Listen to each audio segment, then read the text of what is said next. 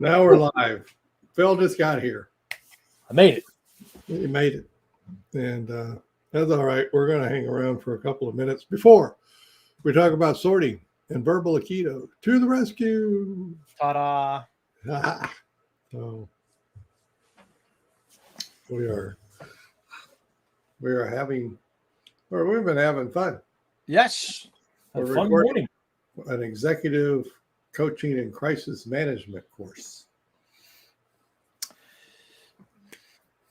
Which we'll probably share more about in the near future. Oh, yeah. Very near future. That's what we've been doing. We got, Lily's on from Long Island. I'm on from Maine. Jazz is on from, I actually know. We know she's in Las Vegas. Sarah's on from somewhere. Yep. Excellent. We'll roll through this. If you're watching the recording, fast forward a little bit, 5 minutes, and we'll be hey, from Connecticut. Yay, Connecticut. Hey. And we'll be firing this up. May say somebody just went away. Uh-oh. Lily, she came back. So, Maybe getting a cup of coffee. yeah, I got mine. Phil's had a lot of coffee today. Still rolling. More to follow. Yeah, actually. I've said it before. My body is so used to caffeine. Literally since I was 4 years old. That's another story. But anyway, that I have literally woke up in the middle of the night realizing, oh my gosh, I've not had enough coffee. Got up, made myself a cup of coffee, drank it, and gone back to sleep because I could finally get sleepy and go to sleep. I have an addiction, I admit. Looking forward to what I get after my walk. All right. Coffee is definitely part of my life. Jazz is holding off till she gets back from her walk. I have to roll on my coffee. Oh, somebody has shown up. All right. Oh my goodness, Paul has shown up. One of our. It's only 10 here. Yeah, that's true. Still early in the morning. And Paul showed up. I had a cup by 4:45 this morning, folks. Yep.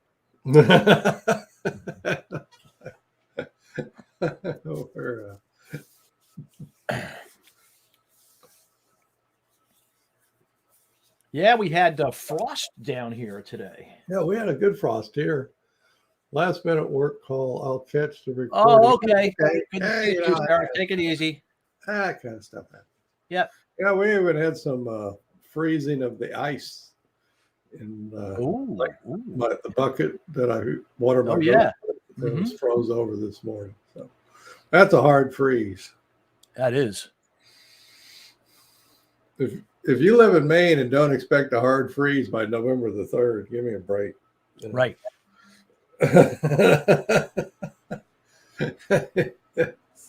Part of the deal.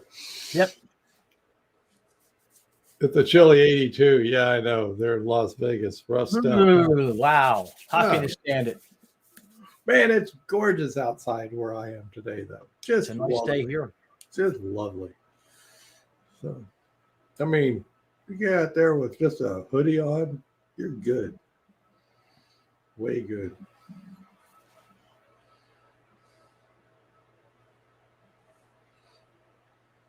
We're ready to go. Rock and roll. We're going to do sorting and verbal Aikido to the rescue. So first, Phil's going to hold up the point of view. I have one right here. What are they going to do? What are they going to start off and say? That is where you sort things into. And the way you do that is you go into a room and you say, hey, I work from this point of view. Is it okay if I show it to you? So far in my life and every other student I've had, which is a lot, everybody says, yeah, sure. I'm batting 1,000 myself. Show me your point of view. So you quickly, do it. You show them the point of view. Now, the way Phil and I work is we already have it up. Yeah. It's already just like what Phil says, even has who's important to you in the lower right. And we say, oh, great, this is a point of view. Today, I'll just go straight for who's important to you. So we'll say, hey, first we'll talk about who's important to you. And as we talk about them, we're going to write them in the lower right-hand quadrant. There. And Paul has already said that He's jumping in with the sun. It's important to him. I will do my standard answer of my wife. Kevin likes to put down his wife. Is important. Other I'll people put down my daughter today. Okay, there we go. And we can lob in others. Anybody got another one, or we'll move on? No others. Okay, we'll move on. That's good. That's fine. Now we'll say, okay, so we've thought about who's important to us. Now we're going to take a little bit of time and notice yucky stuff that shows up inside of us. And that stuff we're going to put in the lower left. And it's stuff like fear. Like, fear shows up. Another F. We start with the example of fear. We say fear might show up and it doesn't feel good. And then Paul has already said, well, frustration doesn't feel good either. Okay, that doesn't feel good either. Anybody else got some other stuff that doesn't feel good that shows up on the inside of you? And so somebody might say, we got guilt. I put in anger. Oh, Paul also said anger. We got anger. Oh, boy. How about sadness? Put sadness down. But for our purposes, notice what I'm doing here. What we're doing here is we're saying, when we talk about who's important to us, and we put it over here in the lower right quadrant, when we talk about yucky stuff that shows up inside of us, we're going to put that over here in the lower left quadrant. Now we're going to go to the upper left quadrant and talk about stuff, behaviors, observable behaviors that we do to get relief from the yucky stuff. So we love that example of fear, right? You book it. Run. Off we go. Off we go. And that's a very natural response to fear. Okay, so you get the idea. What might one do to get relief from frustration? What do you say, Paul? What's your relief move for frustration? Oh, yelling. Oh, a good one. That's a good one. I myself have done some of that. I shout. He said, he's shouting. Yes, shouting. So I bet you about everybody ever listens to this will have that, so you can shout. What else? We got guilt. What do you do for guilt? Ooh. I think a lot of people do stuff for guilt. Yeah. Mm-hmm. Blame. There we go. Feel guilty, blame somebody else. There you go. Look around, see if it can point at someone else. Point a finger. Relief. And for sadness, I don't know. Easy. Well, I guess we'd be crying. We might cry. Cry. You get the idea. So now we know that when we talk about these relief behaviors, we put those in the upper left. Okay. And finally, we're going to go to the upper right, and we're going to talk about behaviors one does to approach those who are important to us. So like for my wife, I might go talk to her. I can type that in even, talk. Other folks might have favorite approach satisfaction behaviors that they do. Or maybe they don't have any. Well, I would say I would have coffee with my daughter. Oh, Phil's just having a coffee day. There we go. I'll have coffee with just about anybody, actually. Yeah. My daughter and I both enjoy having coffee. Yeah, but he's an indiscriminate coffee guy. Yeah, I don't. Right. Equal opportunity when it comes to caffeine. Nobody else has any. Boy. no approach moves out there. Play with the sun, Tina, you know. Tina, eat dinner Eat together. dinner. Food is a very common approach. Feed them, eat dinner, go get dinner, that kind of stuff. Very common approach move. So, and the main thing for our purposes is that now we know that when we talk about stuff to move toward, approach, get satisfaction with people who are important to us, we put that stuff in the upper right. And then finally, railroad notice. We ask ourselves the question, gee, might we have the opportunity to notice who's important to us and notice yucky stuff and notice doing relief moves and notice doing approach moves. Okay, Paul. Walking in the rain. Oh boy. And we can notice all that stuff in the next week or so. What do you think?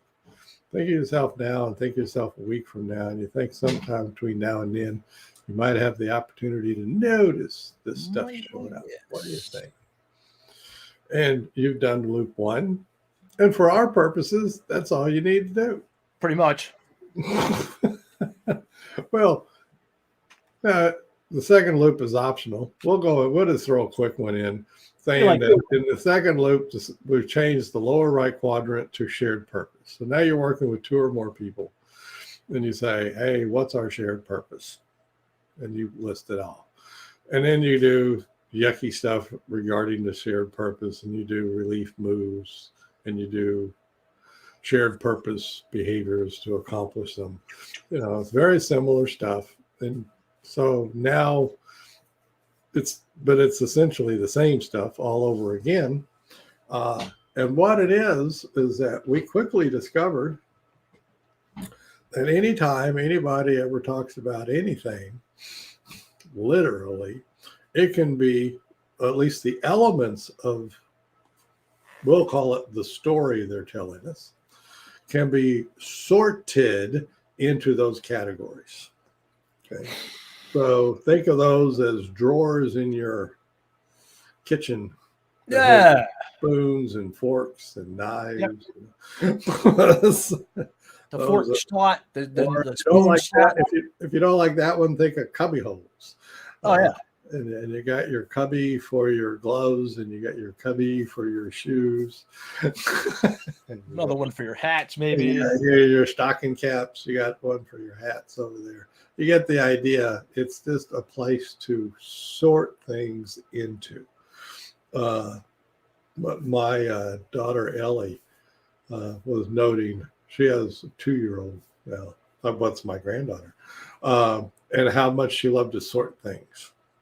And like exactly, all humans can't lay off it. Can't lay off of it. Cannot lay off of it. I would. They just can't. What you ask? Here, go put this somewhere. You gotta go. They're gonna sort it somewhere. You know, even if they sort it by inside versus outside the house, that would be a sort. Front yard versus backyard. It's a sort. Yours versus mine. It's a sort. Right. It's all a sort. And so they will readily sort into this. And so how does that become a rescue thing, Phil? Well, because the issue is a lot of times with us is that, well, you know, we can feel a little stuck about things. You think? Oh, I know I do. And so we would then ask. Well, I would ask myself, this thing that I'm doing right now, where might I put it up here on the matrix diagram? Where would it go?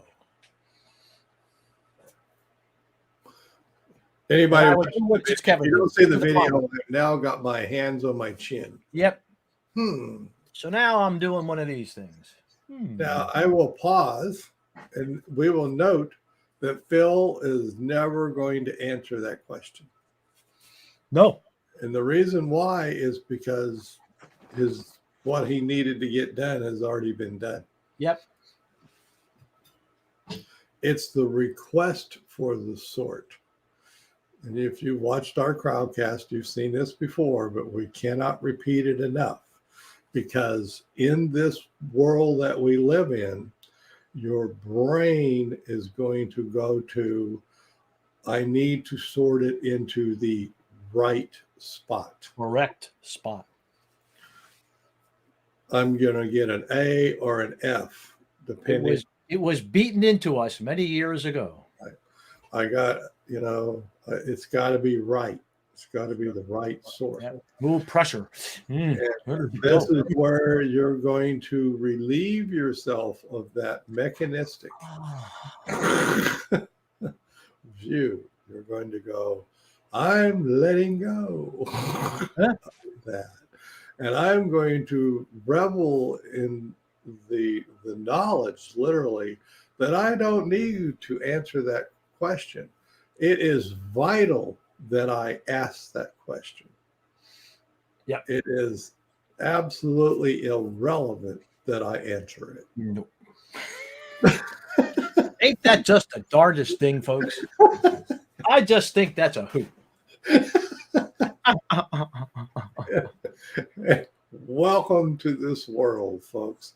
If you read anything about acceptance and commitment training and therapy, they sort of get into this a little bit. Well, sort of. After about 85 pages and a couple of and about 30 exercises, they get let's put it that way. It takes them a little bit to get to it, but it's what it's all based on, folks. It's based on things don't have to be right or wrong. They are good or bad. Are good or bad. Or effective or not. It's not based on that. No. It's based on you noticing stuff and then later on noticing the workability of stuff. So a further question that we can then ask is, regardless of where I might sort this, how is this writ large working to get me where I want to go in life? Stop right there. You don't answer that question. Yep. And that will also blow your mind. This is great not having to answer questions, You just get to ask them. You don't have to answer them. It's great. Once again, the question called the workability question is vitally important. And the answer to it is irrelevant because you're going to learn through experience whether it works or not. Same as you learned to ride a bicycle. You didn't verbally get yourself into riding a bicycle. You just No. You just did it and got the hang of it. And that's what this is. So once again, we'll repeat again. So you ask for the sort, even yourself. Where might I sort this? Which is fine. It's a great question. I ask it. There's not a day goes by I don't ask myself that question. Especially regarding behaviors.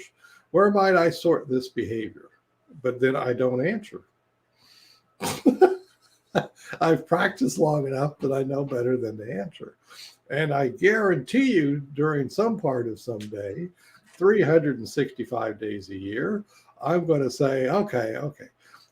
All of these behaviors that I'm doing and all this stuff I'm thinking, how's it working? Yeah. Get me where I want to go. Where are my behaviors taking me? And then I don't answer that.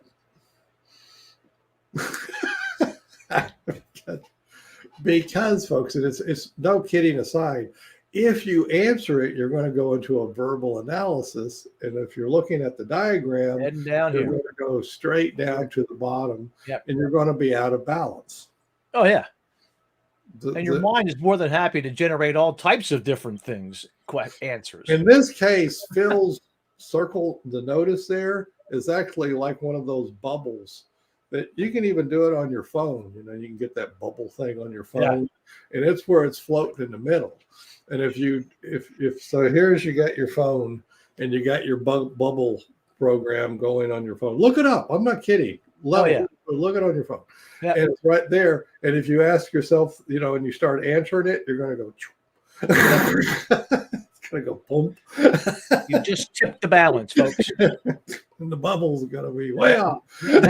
Now that bike you're riding is veering off. You're heading for the tree.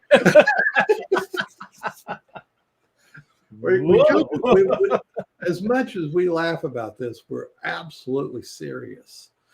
The verbal analysis of this stuff is your mind thinks it's great. Oh, but it's your mind that's telling you that. Yeah. Just pay attention to who's talking to you there. It's not to be trusted. It's not your friend. It's not your friend in this. No, it's not your friend. So that's why. So to the rescue, meaning you ask for the sort. There. And the not answering is the verbal Aikido. And the experience then is your guide. Right. Literally. It literally is. And in the verbal Aikido means you've let all that slide right past you. It's gone. It's gone right past you. Poof. And now you're back into you might even occasionally feel aha, or even less frequently, but sort of predictably. Wow. Yeah. Ecstatic wonder. EW, we shorten it up sometimes. EW, your EW moment, your ecstatic wonder. Ooh, nice. All of the stuff that we do is for those ahas. So the ahas are a little more frequent than the EWs, but nevertheless, you're increasing the probability of aha, and even more so, whoa. We that's our favorite sign for a ecstatic wonder is the mind blow. We got it right on. Apocalypse Now, right? Dennis Hopper. Yeah, right. Yes.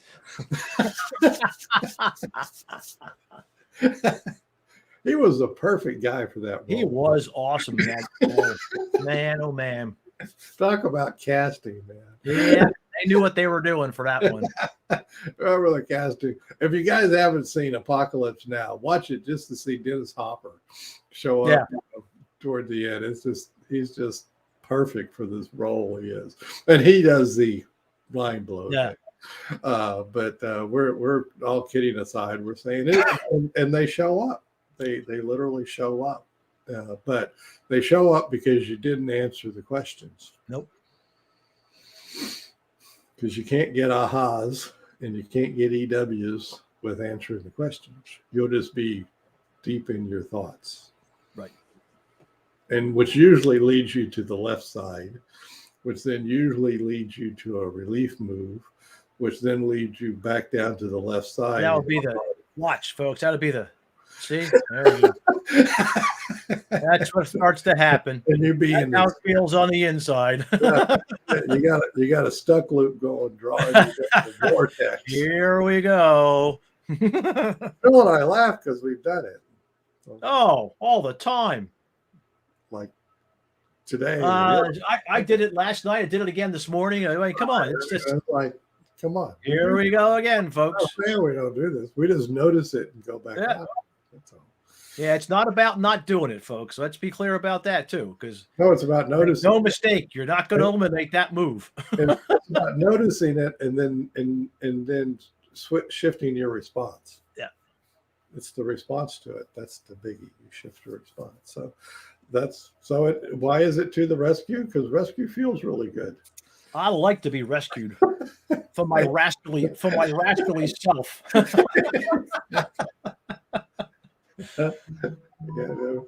Yeah, Marion, the left gets heavier. That's exactly right. It's like, like walking around with a boulder on your shoulder. I'm tilting to the left all of a sudden. What's going on here? Right. It's getting harder. You notice it and you go, okay. This stuff I'm doing right now. Yeah. Where would I sort this? And then Hmm. you don't answer that because that lifted that got you out of it. Brings you up. That got you out of the struggle. Right. That's how you do it every time. Then you might say, well, how's it working for where I want to go?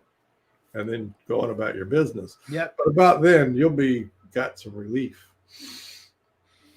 You'll be in a different place. You'll probably notice the relief showing up. There'll be a shift. Because you'll have shifted your perspective, literally. What we've been talking about lately, you'll have gone from the storm to Skylab. Oh.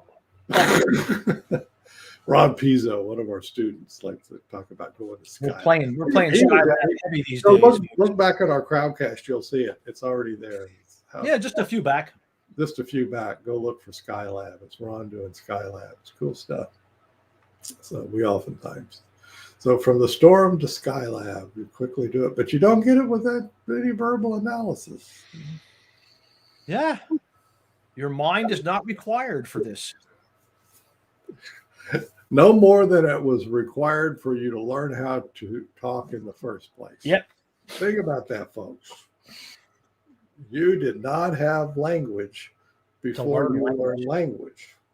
So there's some part of you that can learn without language because you use that learning to learn language with. That's the learning all of ACT is tapping back into. That's the learning. That's what it's tapping back into. What Phil said. That's exactly it. It is devilishly crazy to try and keep out of language. Oh man. Now your mind don't want you to do that. But it's a fun game to get into. Yeah. It's fun. It's a fun game to get into, and you come and go. And then you have a lighter relationship with language, especially the stuff that your own self is throwing at you. So, that your mind is generating. So that's how you do it.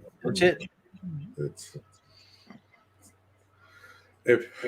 Hey, I'm going to put in a plug for our executive coaching program. Please do. If this what you would be helping the executives with. Yeah. And they have a devilishly hard time doing this. Oh, they do. Because their world is down there. Phil is pointing where they Phil and I know. We've met a lot of them. They're down there. Tons of stuff down here. And to work with them till they can get them out of that. Bring them up into here. It's a fun. On one hand, it's a fun process. It's fun. Takes them a little practice. Takes practice. That's what you're here to do. Practice. That's what we do. Practice. Yep. Another thing we talk about with the Crowdcast is fire up your own Crowdcast channel and start doing this stuff over and over again so you get lots of practice. It's a great way to practice. Terrific. So we talk about that. So anyway, that's it. Anything else you want to talk about? This and verbal Aikido? I mean, well, the thing that we just did, once you practice this, you're going to get to the point where you don't have to have this thing around. In the beginning, we stay pretty tight to the basic form, right? But then you get to the point where you can just kind of pitch it. My personal one is right over there. Yeah. Now, I'm not talking about that guitar. No, I mean just any time it's over my left shoulder. It's right there. So wherever I am, it's over my left shoulder. Yeah. For you, it might be over your right shoulder, but it's handy for it to be over your shoulder. Yeah, I'm betting if you're a lefty, it's probably more over on this side because we're both righties. I bet you lefties. Right. If you're a lefty, but either way, you're going this way or you're going this way. And that's an Aikido move too, folks. Left or right. Mm-hmm. You're not taking on full. You shift. So the message in that would be: don't take it on your own stuff on full. The same thing. And don't take other people's stuff on full. And the way you do that is you say, gee, I wonder where might that go into the matrix. And notice I went like this. Yeah. So that's, gee, I wonder where it might go into the matrix. Those hand gestures are part of the deal. Yeah, because all of you is going too, right? It's not just your head; it's the whole. Everything's going along for the ride. Even sitting here, I'm having to shift my head. Yeah, my yeah. head.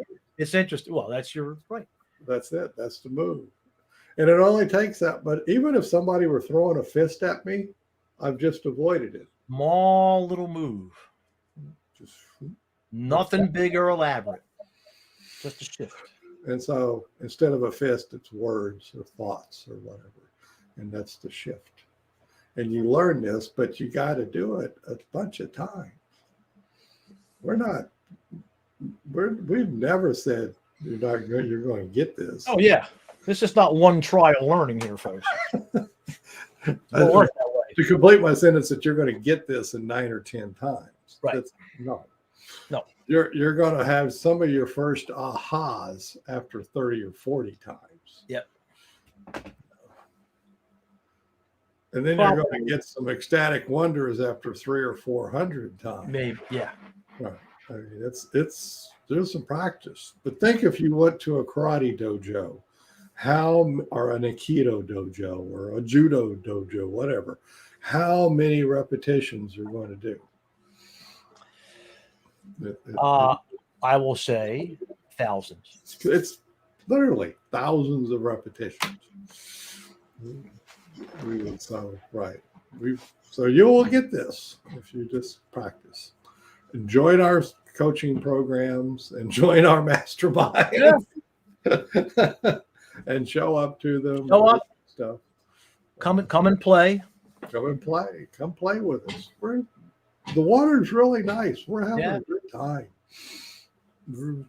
People are getting gigs. And we talk to people. It's all good. Having their own aha moments and having their EW moments. Remember, that's ecstatic wonder. Yes. The visual. I noticed that my kids should play. There you go. There you go. To repeat, our EW is this. Yeah, that's our hand signal. But you can do it one-handed. Come up with your own little flair. We get Tina, who's around somewhere. She was up here. There's Tina, right?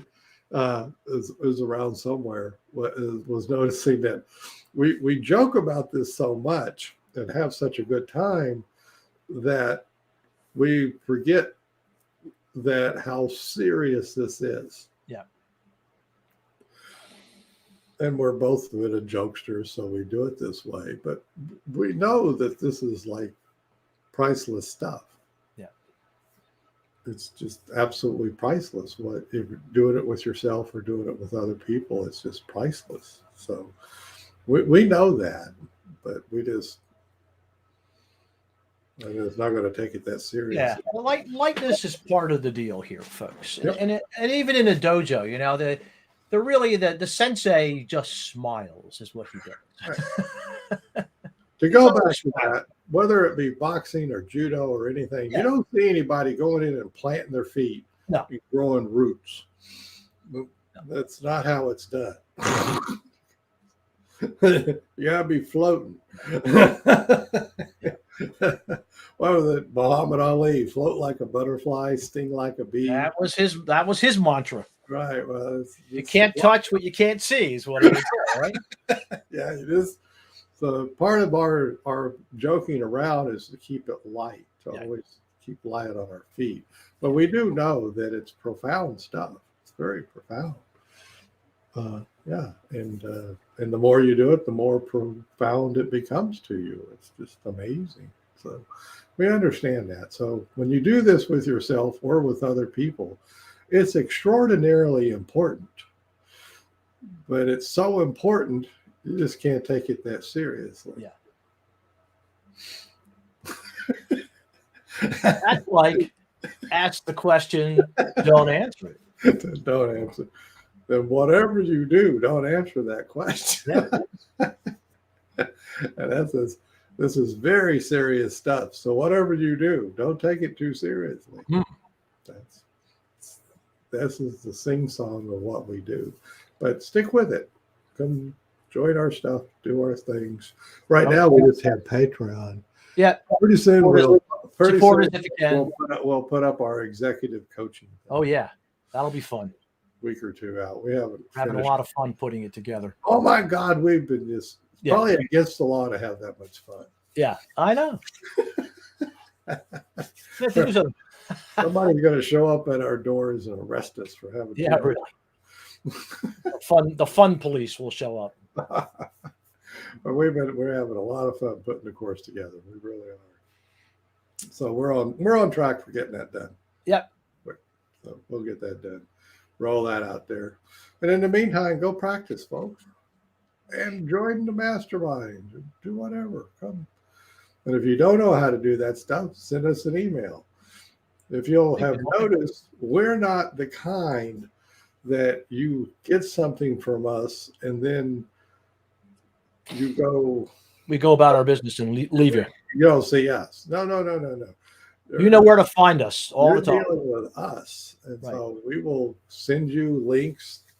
We will interact with you. Show up. We show up to masterminds. This is what we do. When we can, we go out on the road. We practice what we preach. We literally do everything that we do.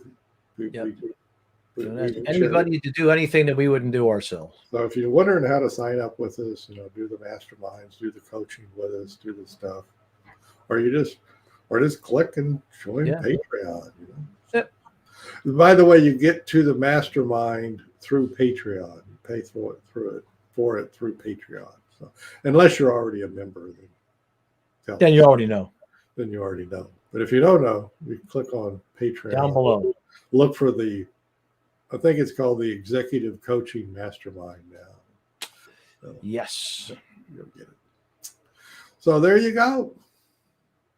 I should call it the Executive Coaching and Crisis Management. That would be good. I'll do that. Keep stretching out the title. Stretch that out. Looks good down below, too. Everybody Paul shows up all the time. Yeah, Paul is right. Paul's right. He knows it's a community. Come join Paul. He's he works. He's in Manchester, England. Cool guy. And Tina's on here too. Yeah. So people show up. He's with us. We'll be back. And what are we doing? Oh, we're not here Friday. Not here Friday. Something else. But we'll be back Monday with something. Monday. Yep.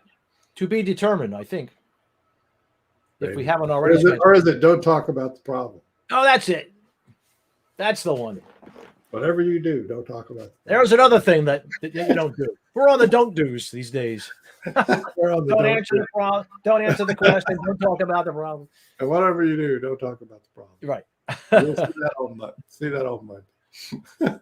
Bye-bye, folks. Everybody, have a good one. Take care. Have a good one.